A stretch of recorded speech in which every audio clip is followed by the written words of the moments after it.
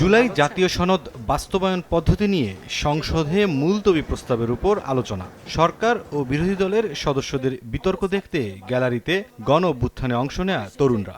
জুলাইয়ের আন্দোলনের মাধ্যমে মাগরিবের নামাজের বিরতির পর সনদ বাস্তবায়ন প্রক্রিয়া আলোচনার জন্য মুলতবি প্রস্তাব উত্থাপন করেন সরকার দলীয় সংসদ সদস্য জয়নুল আবদিন ফারুক। কারা রাজাকার ছিল। এরপরই উত্তপ্ত হয়ে ওঠে অধিবেশন। বিরোধী দলের অভিযোগ, ঐকমত্য কমিশনে বাস্তবায়ন পদ্ধতির সমাধান হলেও মানতে চাইছে না সরকারি দল। জুলাই সনদ কিভাবে বাস্তবায়ন করা হবে সেটা নিয়ে সেই ঐকমত্য কমিশনে আলোচনা সমাপ্ত হয়েছে। সেই আলোচনার ফলাফল আজকে বিএনপি মানতে চায় না। এই কারণে আজকে বিএনপি ব্যাক স্পেসে তারা প্রেসিডেন্টের দিকে তারা ফিরে যেতে চায়। মাননীয় স্পিকার, এখানে আগে বলেছিলেন একজন সংসদ সদস্য যে আমরা সংবিধান ছুঁড়ে ফেলার কথা বলেছি। এই মহান সংসদকে সাক্ষী রেখে বলছি, আমাদের কেউ কখনো এই কথা বলে নাই। আমরা এই সংবিধানের পরিবর্তন চেয়েছি। সরকারি দলের পাল্টা অভিযোগ, ২৪-এর গণ অভ্যুত্থানের টেন্ডার নিজেদের বলে প্রমাণের চেষ্টার পাশাপাশি সরকারকে জুলাইয়ের বিরুদ্ধে দাঁড় করাতে চাইছে বিরোধী দল।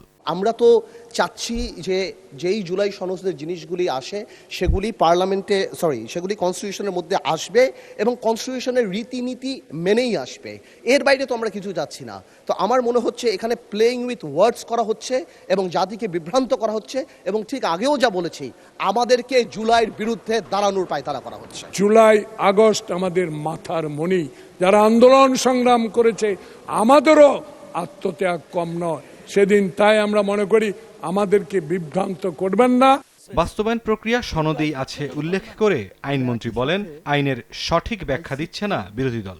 কোন জায়গা কোন ব্যাখ্যাটা ফিট করবে সেটা এক্সপ্লেন করতে পারেনি মাননীয় স্পিকার। জুলাই জাতীয় সনদ ২০২৫-এর বাস্তবায়ন কিভাবে পদ্ধতিতে হবে সেটা জুলাই জাতীয় সনদেই ব্যাখ্যা করা আছে মাননীয় স্পিকার। ৭১-এর পরাজয়ের গ্লানি থেকেই মুক্তিযুদ্ধের মাধ্যমে অর্জিত সংবিধান চায় না বিরোধী দল, এমন মন্তব্য করে সংসদ নেতার পক্ষে স্বরাষ্ট্রমন্ত্রী জানান, জুলাই সনদ শতভাগ পূরণে অঙ্গীকারবদ্ধ সরকার। অনেকে প্রস্তাব করেছিলেন সংবিধানের প্রস্তাবনায় যে ৭১ এবং ২৪-কে বরাবর করে আমরা প্রস্তাবনায় নিয়ে আসি। মাননীয় স্পিকার, বাংলাদেশের জনগণের এদেশের সর্বশ্রেষ্ঠ অর্জন হচ্ছে বাংলাদেশের স্বাধীনতা।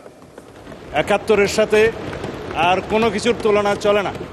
আমরা ২৪-এর জুলাই জাতীয় সনদ এবং জুলাই ঘোষণাপত্রের এসেন্সকে আমরা সংবিধানে ধারণ করার জন্য অঙ্গীকার করেছি, করব। এখন ৭১ এবং ৭২-এর সংবিধান কেন ভালো লাগে না আমরা বুঝি তো মাননীয় স্পিকার। ৭১ এই দেশের স্বাধীনতার ঘোষণা, স্বাধীনতা যুদ্ধ, মুক্তিযুদ্ধ, বিজয় অর্জন, শহীদ রাষ্ট্রপতি জিয়া, সবই এক কাতারে গাথা। এদেশের মানুষের সর্বশ্রেষ্ঠ অর্জন, বিজয় গাথা।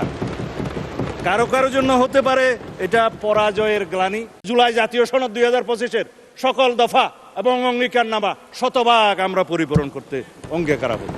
এদিন সরকারি চাকরি সংশোধন ও নিয়োগে সর্বোচ্চ বয়সসীমা ৩২ বছর রাখা সংক্রান্ত দুটি বিল পাশ হয়। হ্যাঁ জয়যুক্ত হয়েছে, হ্যাঁ জয়যুক্ত হয়েছে, হ্যাঁ জয়যুক্ত হয়েছে। মুরসালিন হক জুনায়েদ, সময় সংবাদ, ঢাকা। বিলের অংশ হিসাবে গৃহীত হলো।